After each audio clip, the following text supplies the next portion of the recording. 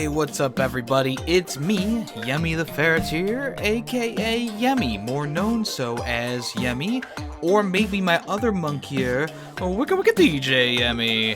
What's up everyone? It's time for another episode of YemmyCast, a video game podcast on YouTube, Spotify, SoundCloud, and Apple Podcasts.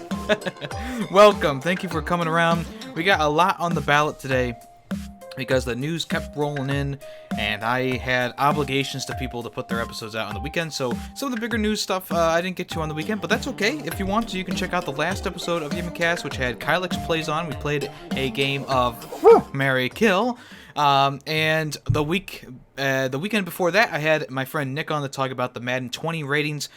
We actually ended up buying Madden 20. It's on my shelf. It's probably in my PlayStation right now.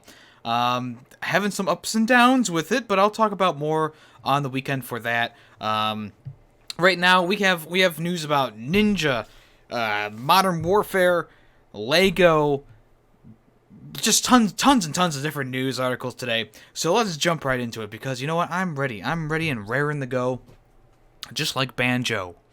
So the first thing on the agenda today is one of the biggest topics that has come out in the terms of the video game world and streaming world, and that is that Ninja has left Twitch to move to Mixer, which is a Microsoft-owned platform. It's a smaller platform. It's been around for a little while. I think it's been around for about a year or so. I'm not exactly sure. I know I just started streaming on Mixer, Twitch, and YouTube at the same time recently. So, you know, I don't know if I'm going to take any affiliates or anything like that if I do get to that point with Twitch. I'm just going to keep streaming on all three platforms because that's just what I want to do.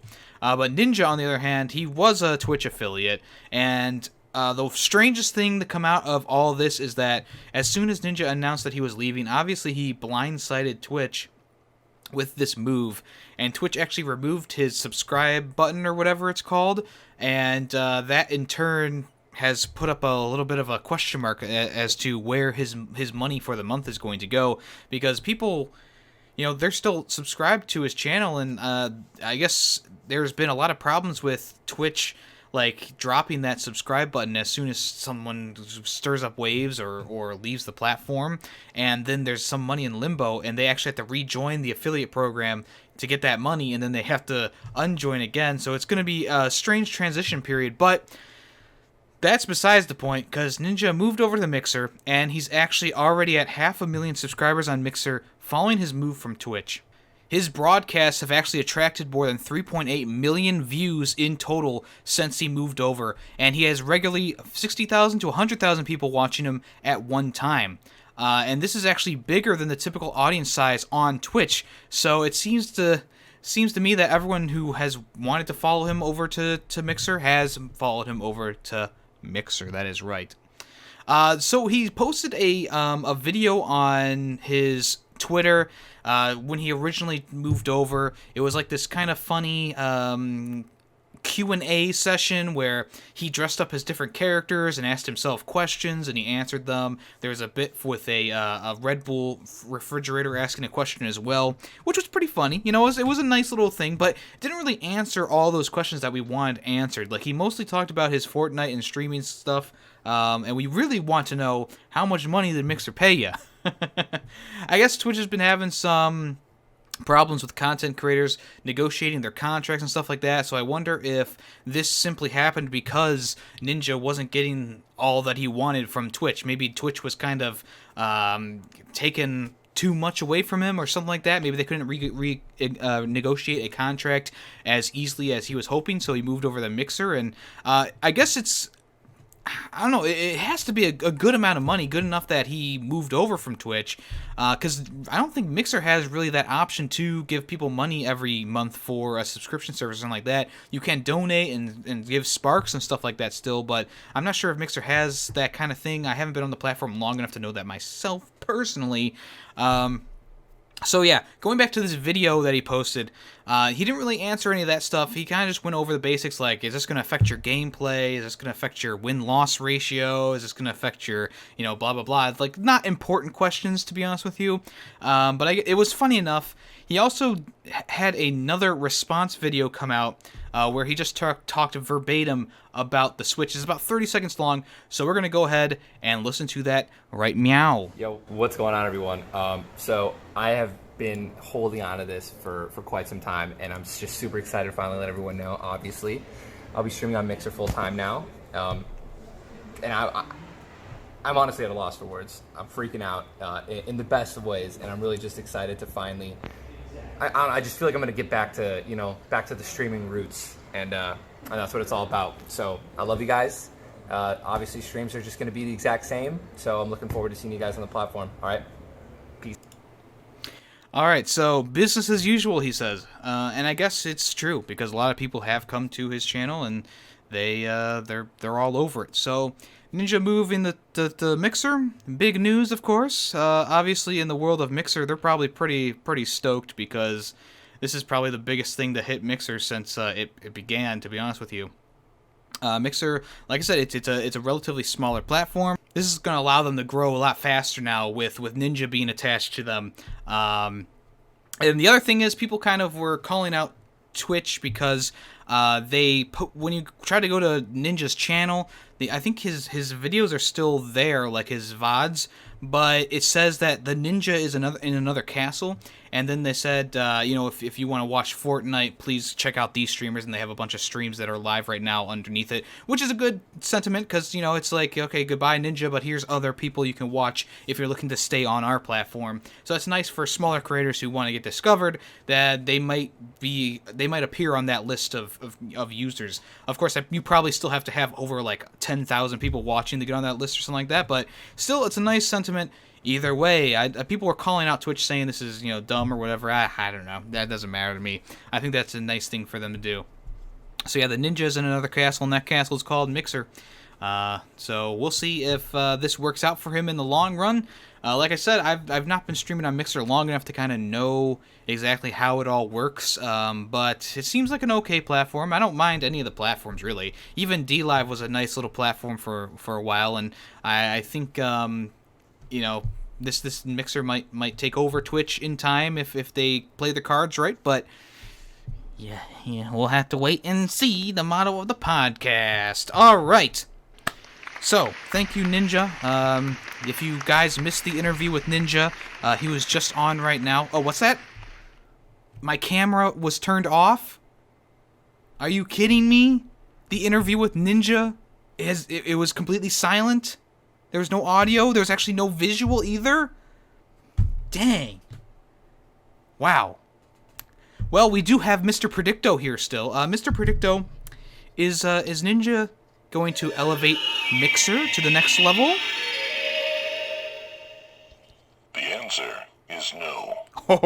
Oh, I think Mr. Predicto might be a Twitch fanboy.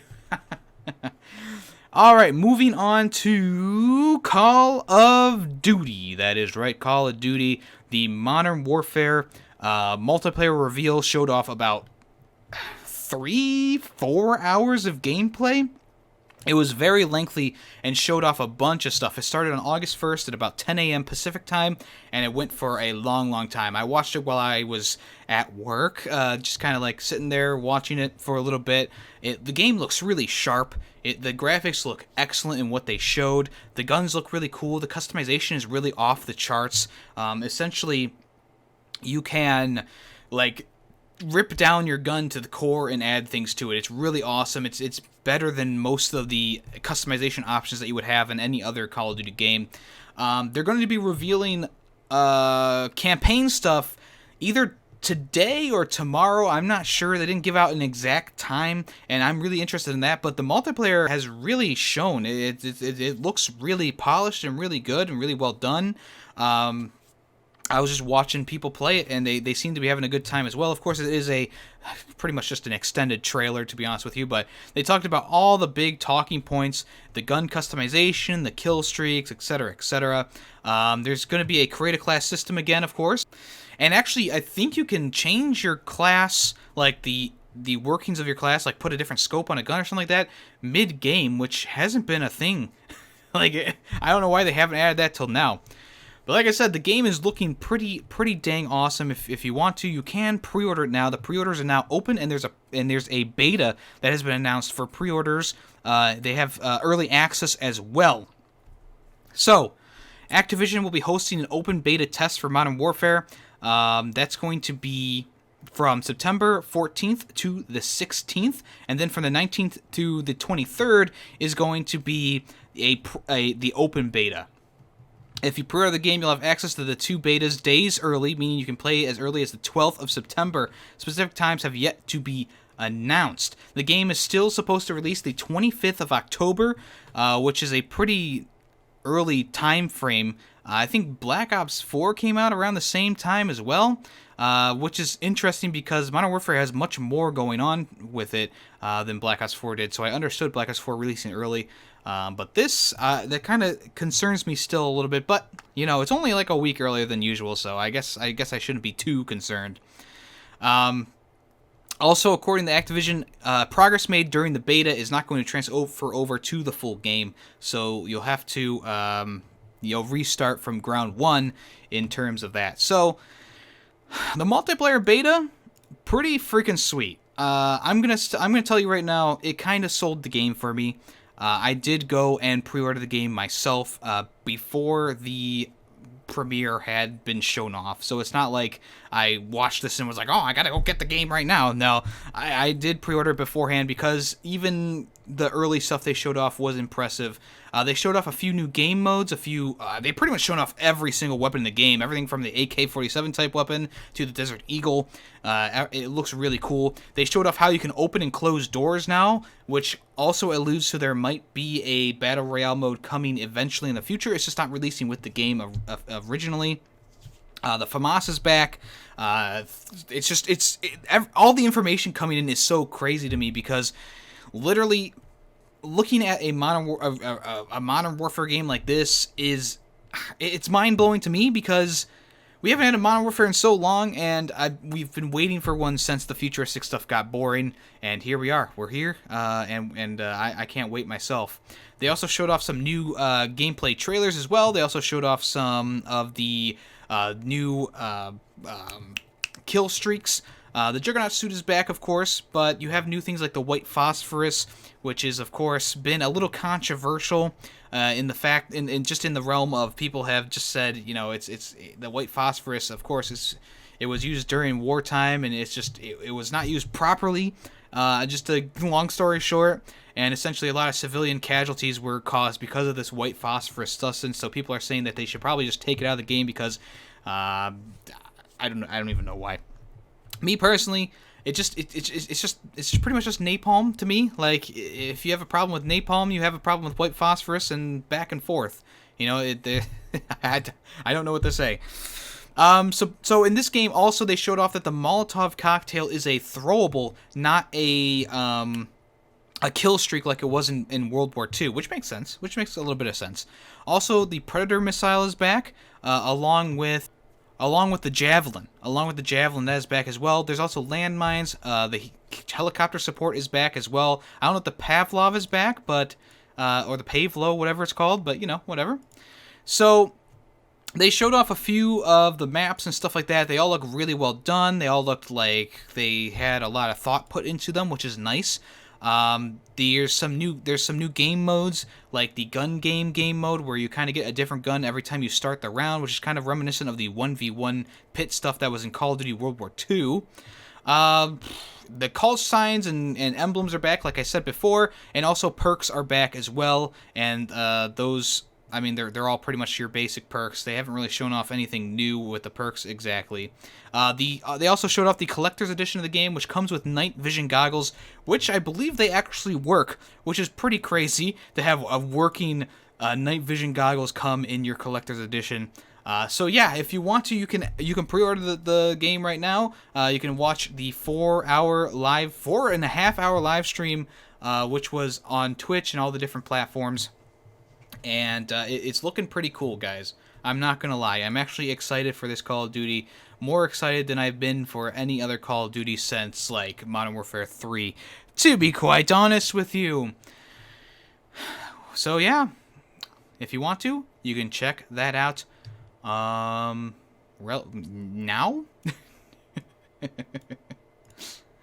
All right, so talking about collector's editions and physical editions, Enter the Gungeon is getting a physical edition, and it comes with a bullet, and not just any bullet. It's a bullet that you can actually build out of, I believe it's like cardboard type material. So Devolver Digital is bringing Enter the Gungeon as a physical game to the Switch. It was released back in 2017 originally. So the physical edition of the game is actually available now in stores, and you can get it for $30. It comes with all the previously released DLC with some exclusive shotgun skins as well. There's also stickers in the game, or stickers in the case. There's of course, the bullet, and with the instructions, you can kind of build the bullet out of this cardboard type material. There's a download code for the original soundtrack, and also there is a reversible cover as well. That's pretty cool. So the physical edition looks pretty cool, and it looks pretty cute as well with the bullet smiling at you. The case is literally the bullet, and that's pretty funny. I liked Enter the Gungeon. I thought it was a pretty decent game, and I haven't played the updates yet, but this might be a good incentive for me to go out and get it myself. All right, so nothing unusual here. But Pokemon card has gotten banned from the World Championships just to avoid some player confusion. The card's name is Blaine's Quiz Show, and the card reads, put a Pokemon from your hand face down in front of you and tell your opponent the name of an attack it has. Your opponent guesses the name of that Pokemon, and then you reveal it. If your opponent guesses right, they draw 4 cards. If they guess wrong, you draw 4 cards. Return the Pokemon to your hand. It doesn't seem too difficult to use this card, but apparently the issue is actually going a little bit deeper than that. So some of the attack names face quirky changes when translated from one language to the other. French player Stéphane Ivanov noted that the issue it could cause online, which appears to have resulted in a ban taking place. Here's a simple situation. If I play Blaine's Quiz Show at Worlds using a French Pokemon card, should I announce the name of an attack in French or in English? If it's in French, unless my opponent speaks French, they probably can't guess the Pokemon. If it is in English, what if I don't know the English name of the attack since my card is in French? If using translators, there is also one major issue. Attack names don't always map one-to-one between languages. Here's an example. Lillipup and Gliscor have the same attack collect. In French, Lillipup's collect was translated to collectioner, and Gliscor's collect was translated to collecte. If I play against a French-speaking player and announce collectioner, they know it can be Lillipup and not Heredier. If I play against an English-speaking player and call it collect, it can be both. This means that doing the exact same game action has different results depending on the language used. So yeah, so because of this, the card has been banned from the tournament championships, just to avoid some player confusion. So yeah, kind of a fun card, but I guess it really only works when you're playing against another person who speaks your same language. So yeah, there you go. All right, so a Smash Bros. Player has been banned from a tournament after fixing matches, and he admitted to it himself.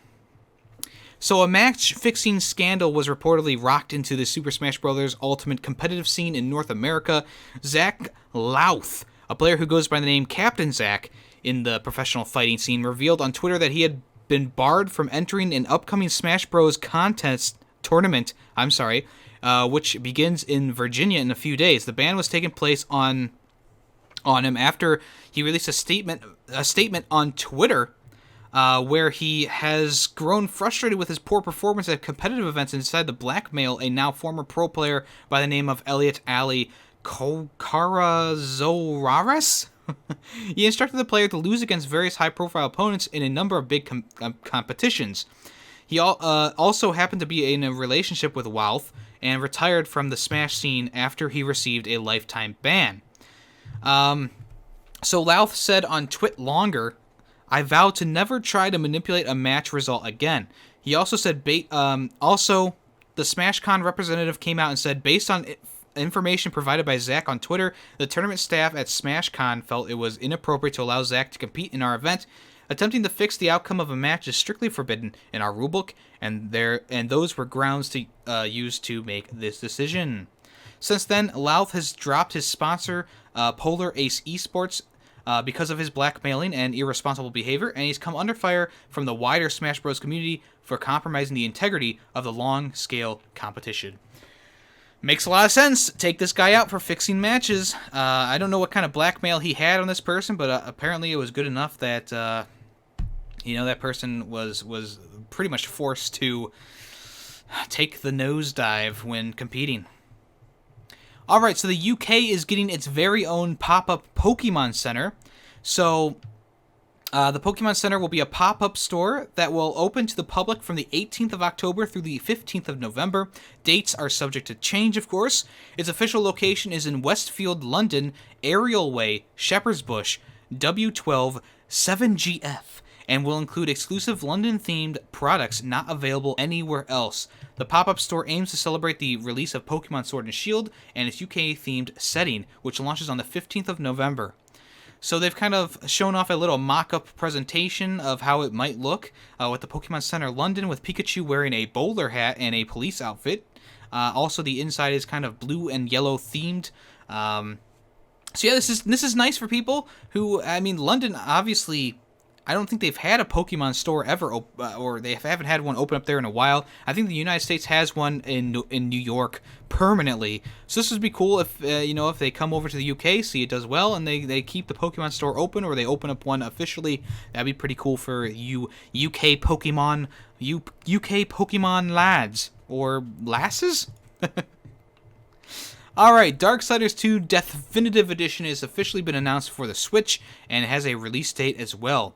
If you don't know, Darksiders 2 Definitive Edition was released, I think in 2017 for all other consoles and platforms. It pretty much is just the entire game on the newer consoles with a little bit of boost in graphics and frame rate. It also includes all of the DLC. So it's been confirmed for the Nintendo Switch with multiple listings, and THQ Nordic has revealed that the game will launch on the Switch Shop both physically and digitally on the 26th of September. So, the features of this, if you don't know: play as Death, become the most feared legendary of the legendary Four Horsemen. Explore an open world, player choice and customization in the game, has replayability, traversal. The Definitive Edition comes with Darksiders 2 and all the included DLC, reworked and tuned gameplay balancing and loot distribution, improved graphic render engine for higher visual quality, and improved and reworked level, character, and environmental graphics. This is going to come out for $30 or about £29, both retail and eShop, when it launches later this year. Jim Carrey, who is playing Dr. Eggman in the Sonic the Hedgehog movie, has responded to some of the backlash, delay, and redesign. So, he was recently asked these questions when talking to the Television Critics Association, talking about the new Showtime series Kidding. And he's not quite sure about the audience being involved in the creative process, but he does think it could be a case of people jumping on the bandwagon and not really caring about it. He's quoted as saying, I don't know quite how I feel about the audience being in on the creation of it. We'll see what that entails, because sometimes you find that the collective conscious decides it wants something, and then when it gets it, I just wanted it, I didn't care about it, I just jumped on the bandwagon. He also added that ownership of anything is going out the window for all of us. That's all he had to say about the matter. Jim Carrey has been a little flaky in terms of statements and stuff like that, dating back to all the way back when he was talking about how he loved Emma Stone or something like that. He's done some weird things in the past, and this is kind of Jim Carrey just being Jim Carrey. He speaks his mind, but sometimes it's a little confused. I'm still interested in seeing the Sonic movie. I'm interested in seeing what the new Sonic design is going to be about. And I think even Jim Carrey himself knows he needs to try and save the movie's reputation himself. So saying that the design wasn't really that bad, people are jumping on the bandwagon, might calm a few people down, or it might rile some people up. Because the Sonic design was pretty bad, and we'll see what they do with it when they release the new trailer. Alright, so First Four Figures has presented its new Spyro Reignited statue with payment plans available. So in celebration of the Spyro Reignited trilogy, pretty much going on all platforms now, which is actually due on the Nintendo Switch later this year, First 4 Figures has released a giant purple dragon resin statue. The exclusive edition is only available until the 6th of September, and if you intend to purchase either edition of this game, or not this game, but the statue, it's going to be about $430, and you're going to need to log into your First 4 Figures account on the 9th of August to validate your order. Payment plans are also available on the website as well. So, if you can't see what it looks like, it's pretty much just Spyro the purpley dragon with his dragonfly. The dragonfly is yellow, of course, because he's fully powered up. There's some gems behind him with what looks like waves under them, and he's attached to the diamonds, and he's flying, he's soaring over it. Being a dragon, he's smiling and looking sideways.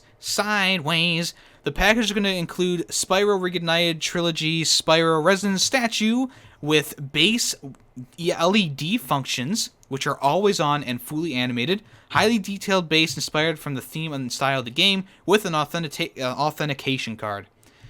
So the exclusive edition is going to be $430, and also the standard edition is going to be the same price, and that comes with everything but the LED functions. The product is going to be about 17 inches high, 16 inches wide, with 15 inches deep, and about 5.26 kilograms in weight. It's a pretty hefty statue. It looks just about as good as the other statues they've released in the past, like I talked about the Conker's Bad Fur Day one back at like episode 2 or 3 in the podcast, which was a while ago. So it's a nice looking statue. The LED stuff looks really nice as well. If you want to, like I said, you're gonna have to go onto your First 4 Figures account to validate your order and get that all going. All right, more than 2.3 million people watched the Fortnite World Cups. Woo! With Season X coming soon, the game just seems to just keep getting more and more popular. That's right, 2.3 million people. There was 2.3 concurrent viewers during the World Cup solo finales. That's excluding China, which could boost the number by another million. Epic says this makes Fortnite the most watched competitive gaming event in history. And if you're still not impressed, this only counts people watching on Twitch and YouTube, while there could be even more viewers watching in-game or on social media platforms like Twitter and Facebook. The winner of the solo finals was a 16-year-old player known as Bugha. He received $3 million in prize money and a big trophy shaped like a battle bus. Epic Games is now focused on launching the 10th season of Fortnite, which arrives the 1st of August, which is last week. And to promote the event, they released a story trailer and all that. So congratulations to Bugha, for winning. I believe that he didn't actually win his last match. It was a point-based system, so technically he got 3rd place in his last match, but it was enough to put him in the 1st place spot when all was said and done. So that's pretty crazy. 2.3 million people, plus whoever else in China, plus whoever else on other social media platforms. That is pretty insane. Just kind of solidifying Fortnite's reign as like the most popular streaming game of all time. Second best to probably Minecraft. Alright, so LEGO Jurassic World is going to come onto the Nintendo Switch later this summer. It's going to include all 3 of the DLC packs with it as well. The game originally launched back in 2015 and got number 10 on my top 10 games list that year. I loved LEGO Jurassic World. It was a great game. It flowed very nicely. It was funny. It was entertaining. The open world was nice. I only had like one glitch during the entire time I was playing it. I got 100% on the game. I was one of the first people to do it. I was pretty stoked. It was pretty amazing. But it's going to be launched later this year in September. There's not, I don't think there's an official release date yet, but it is coming out in September. We know that for sure. Oh, it's going to arrive the 20th of September and the 17th of September in North America. So Europe at the 20th and North America the 17th. I don't know why they put that at the very bottom in italics, but hey, whatever. This article can do whatever it wants.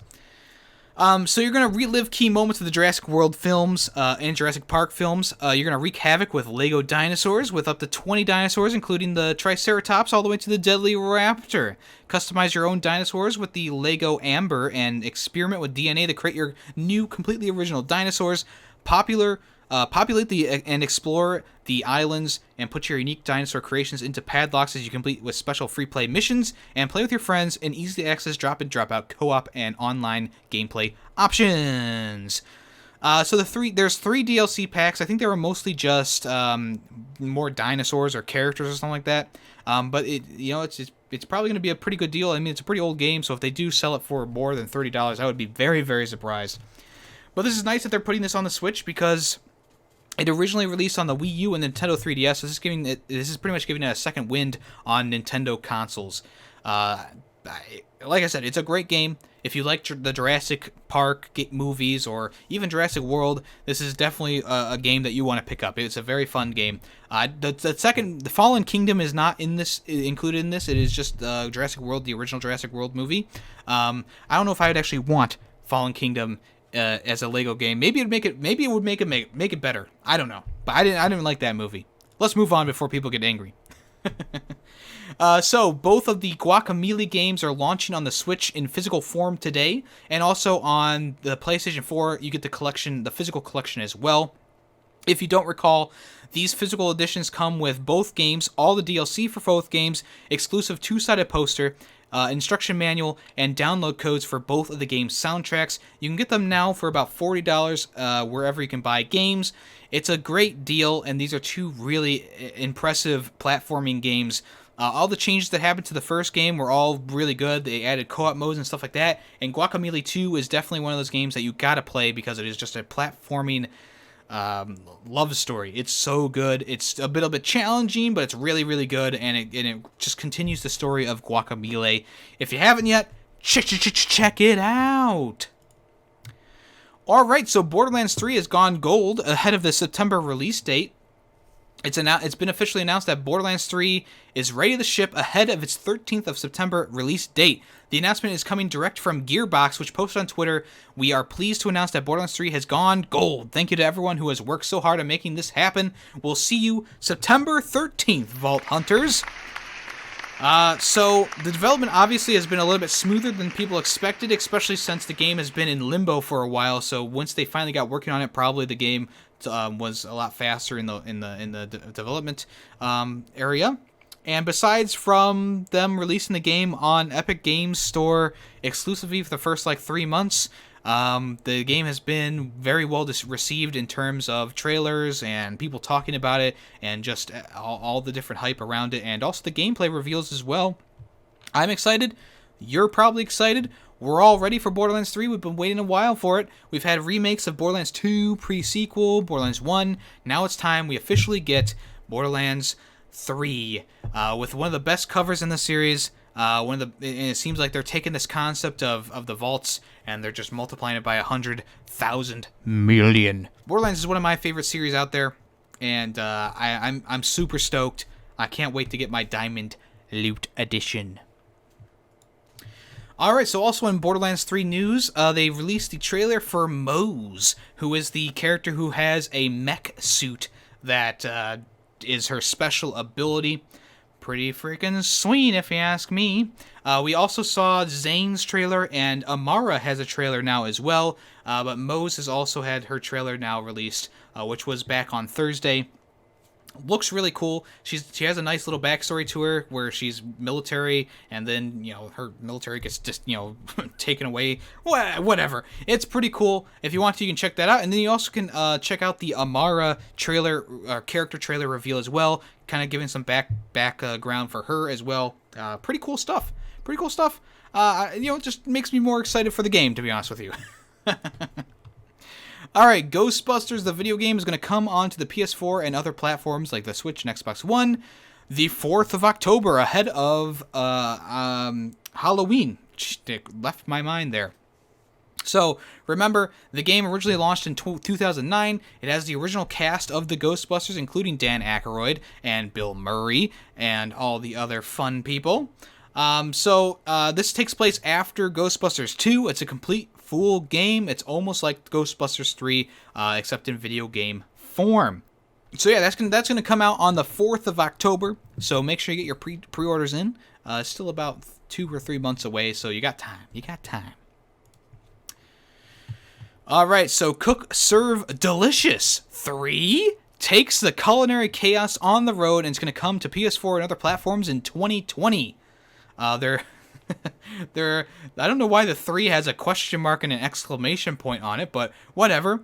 So Cook Serve Delicious is kind of like a more of a realistic Cooking Mama type game where you take to the road and you open up your own food truck and you pretty much just, make orders and do stuff like that. The graphics are a little bit more realistic, I guess you would say, but Cook Serve Delicious 3 has been officially announced, and it's going to come out in 2020, they said. So the core gameplay is very similar to other previous games, but the context is a little bit different. You're no longer just going to be serving food in a static restaurant. You're going to be touring a war-torn United States in the year of 2042. You're going to feed hungry people from your upgradable truck across hundreds of levels. You can toggle on Zen mode if you want, if you find a kitchen is getting too hot, and co-op is returning as well to prepare meals with a buddy. Like I said, it's going to come to the PS4 in 2020, and of course, it's probably going to come to the PC as well in the future. Interesting concept, weird-looking game. And of course, I already mentioned Cooking Mama, but Cooking Mama is getting a new game. It's going to come to the PS4, Switch, and Xbox. It's been sort of leaked, but also it's been revealed as well. So 2 rating boards have listed Cooking Mama Cookstar. The Australian classification board has it down as a multi-platform release, and the German USK board lists the new PS4 title as well as the Switch title. Both claim the publisher to be Planet Entertainment, a small company that's published a handful of Nintendo hybrid games. So this leak came out today, and it's pretty interesting, and I know a lot of people love the Cooking Mama series. It's more of our arcade version of a cooking game, and I'm sure more details are revealed pretty soon. So another rumor or leak, the first Plants vs. Zombies Garden Warfare 3 screenshots have been leaked online. Map and character screens have been shown off. So if you don't recall, Plants vs. Zombies Garden Warfare 2 was a really good game. It was one of my favorite games the game it came out. I played it for a long time after the fact. It transferred over all your data from Garden Warfare 1, except for the Cheeto characters, which was a little disappointing to me.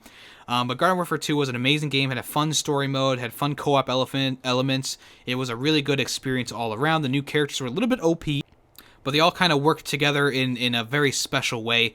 And now, it's not been officially announced yet, but Garden Warfare 3 has had some leaks online of character pictures and the map. So, there's no real gameplay to show, but one of the pictures shows a map of probably the hub world. It shows the diamond gnome on the screen, along with some exclamation points and a basic layout of the map. It looks like it's going to do a bigger version of what we saw in Garden Warfare 2, where there's 2 opposing sides in the hub world, and then the battle happens in the middle. Pretty cool stuff. Also, it showed a picture of the pea shooter and also some characters at the bottom. It looks like there's a new mushroom character, the Mushroom Mario, dragon plant, and an acorn is in the picture, with, of course, the pea shooter, the chomper, the corn, the cactus, the citrus fruit, the flower, and the rose. And they actually have classifications now, kind of like Overwatch or something like that. So there's the attack category, the defense category, and the support category. And then the zombie side, we see some new characters as well, returning with some older ones. So there's a new zombie that looks like a girl. There's also an afro zombie, a hunk zombie as well, along with the regular foot soldier, the imp, the superhero, the pirate, the football star, and the scientist and the engineer. And their classes are the same as the plants as well. So it looks like it's going to be a better version of Garden Warfare 2, hopefully. I don't see any like customization things or different character stuff like that, but hopefully that'll come into play as well, which is one of the best things about Garden Warfare 2 was all the character customization and all the characters being transferred over between games. So hopefully they do that again. Hopefully EA doesn't screw us with microtransactions again, but, it's EA, so, Boo, they will. Stink! Alright, so the August 2019 PlayStation Plus games are available now, and they were revealed last week while I was away. The games have been announced, and they are Sniper Elite 4 and Wipeout Omega Collection. Both games are available now to download or add to your library for downloading later. Sniper Elite 4 was a pretty good game when it came out. It's co-op heavy, and it was a pretty fun game. Had all the basic stuff in a Sniper Elite game that you would want. I think that the character designs were a little bit lacking, so hopefully they've updated the game a little bit, because the hair looked awful in Sniper Elite 4, if I remember correctly. And then Wipeout is kind of like an F-Zero type game, if you like those fast-paced racing games. Just a fun game. I almost bought it for $20 at Best Buy a few weeks ago, so I'm glad that they announced this and released it before I was swayed into buying it eventually. So I'm definitely going to be playing Wipeout. I don't know about Sniper Elite 4. I played through half the game, and I wasn't really, like, that into it.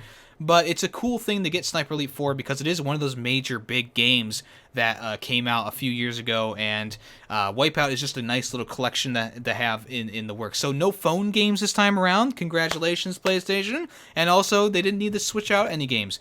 We're still wondering if PES 2019 is going to become free eventually. I doubt it, though, because 2020, I think, released recently, so, or is being released soon, so, shrug.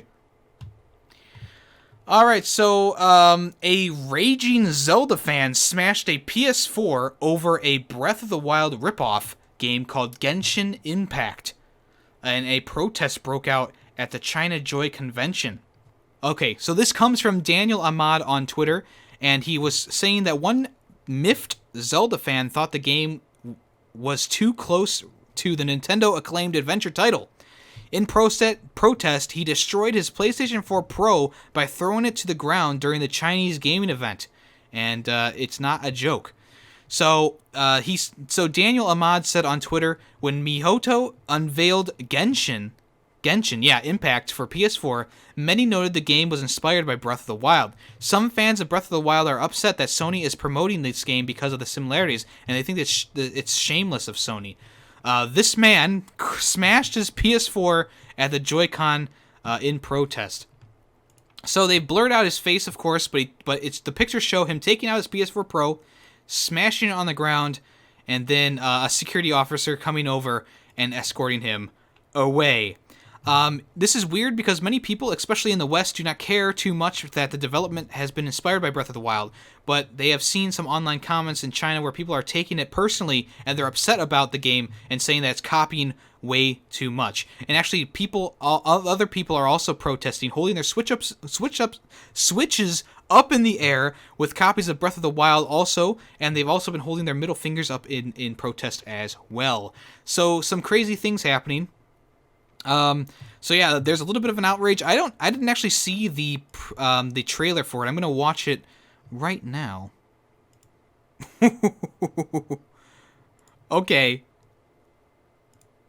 Alright. So, from the very little that I have played of Breath of the Wild, I know, Heresy, this does look very similar art style, very similar grass textures and enemies and stuff like that. So I can see why these people are a little bit upset. I don't know if I'd smash a PlayStation 4 over it, but yeah, that's crazy. That does look very, very, very similar to Breath of the Wild. So, you know, we'll see what becomes of this. Alright, so Days Gone apparently has a crazy taxi mode in it now. So, Days Gone has been adding in a lot of DLC. Like I said last episode, or last Wednesday's episode, the game has been getting like 15 gigabyte updates almost constantly since I've gotten it, which is more than I bargained for. But in the latest free DLC, in the challenges, you'll be seen riding golf carts around camp, picking up passengers and dropping them off at locations around the map. And to make your clients happy, you'll be running into freakers for time bonuses. So also, completing objectives will unlock patches and new rings, which can be used to further improve your score. You'll also be able to compete against friends and strangers using the online leaderboards. Whew! I don't think you'll be taking people to many key locations, but this is pretty funny, pretty cool. I mean, I'd be happy with Days Gone if this is how the game released on day one. But so far, the base game was not enough to make me happy. Of course, the DLC is nice to see, and I'm glad that they're continuously improving it and stuff like that. I just can't get back into it, which is why I'm probably going to uninstall it from my PlayStation 4 soon. Because, one, I don't have enough room to store this game, and with 15 gigabyte updates coming out almost monthly, I can't have that, okay? Same thing with Rage 2. I know they've been improving the game and updating the game, but it's like I can't keep it on my console when I'm not playing it, you know, because there's not enough room. All right, I have a 2 terabyte console, and I'm practically at 25% left remaining now. I had to delete a bunch of stuff. I sold a bunch of games that I wasn't playing, and just to make a little bit of room for new releases coming out. Alright, so Evo has been forced to apologize for the misleading Metal Gear Solid gag that it did. So the fighting game tournament, Evo, had to apologize after misleading fans to believe that Metal Gear Solid star Solid Snake would be added to Tekken 7 as a DLC character. The tournament showcased a trailer featuring the gruff-voiced soldier in an infamous codec call, and many took this tease as some kind of cameo. And according to the organizers, it was just a little joke. Even the voice actor for Snake was on Twitter saying that he didn't know about this and he was not for this at all. And this was actually thrown in without consultation from the publisher, Bandai Namco. So this has been getting a lot of press recently and a lot of backlash as well. Also, along with the reveal along with this gag, it was actually leaked. The new characters for Street Fighter V was leaked before the Evo tournament, which was going to be shown off then. So Hondo is in. Hondo? I don't know the name of him. And then 2 other characters have also been added in as well ahead of time. So when the official release was shown off, he didn't really have much new to talk about because it was all leaked beforehand. But this is kind of interesting because we haven't really seen, like... It's weird because they didn't even talk to Bandai Namco about this. They just kind of did it of their own accord, and they didn't even get the voice actor for the character to come on and do the lines. They must have just pieced together dialogue that from the games. Kind of shitty, but also kind of interesting because that's one gag that will go down in history. I'm surprised they didn't save this for like April Fool's Day, you know. All right, so that's it for the news today. Let's go ahead and open up a Yu-Gi-Oh! Arena of Lost Souls pack. We've been trying to find that Blue Eyes Ultimate Dragon for a while now, and I'm starting to lose faith. But we got a Skull Servant, a Decayed Commander, Half Shut, and on the end, a Rabid Horseman. My heart jumped a little bit because the Rabid Horseman is a purple card, which means it's a fusion card, and Blue Eyes Ultimate Dragon is a fusion card, so my heart jumped and then sank because of this. Whatever. We're still looking for them. Like I said, the new packs, they've definitely increased the quality or improved the quality in these cards, but I'm still disappointed we have not found our Blue Eyes Ultimate Dragon. We're still looking for that. Still looking for that indeed. Alright, that's going to do it for this episode of YemmyCast, a video game podcast. Thank you so much for stopping by. If you're here for the premiere of the episode on Wednesday at 4 p.m. Eastern Time, thank you so much for coming. It's been a pleasure. If you're here listening to it on any other platform, I appreciate you nonetheless. Another episode of the podcast is available on Sunday at 9:30 a.m., which is also a premiere, so you can check out the weekend episode as well. Less news, less stuff, a little bit more condensed episode, but we will be talking about Madden 20. Dun dun dun! Tomorrow on the channel, we are going to be opening up the Scars of Battle booster box, the brand new off-the-shelf Yu-Gi-Oh! Speed Duel booster packs. I'm excited to do that. I hope you're excited for that. Lots of cool stuff to see in that. Make sure you check that out. That's going to be released on Thursday at 10 a.m. Eastern Time if you want to check that out. Also, there's a new episode of P2 and Yemmy Power Hour coming out this Friday as well. So if you want to, you can check that out. Next live stream will be Thursday and also Saturday. Probably going to be playing more Far Cry New Dawn Thursday with Greedy Waffle. And on Saturday, we'll be playing more Medal of Honor Airborne if you want to check that out. Thank you so much for listening. I am Yemmy the Ferret, and this has been another episode of YemmyCast, a video game podcast.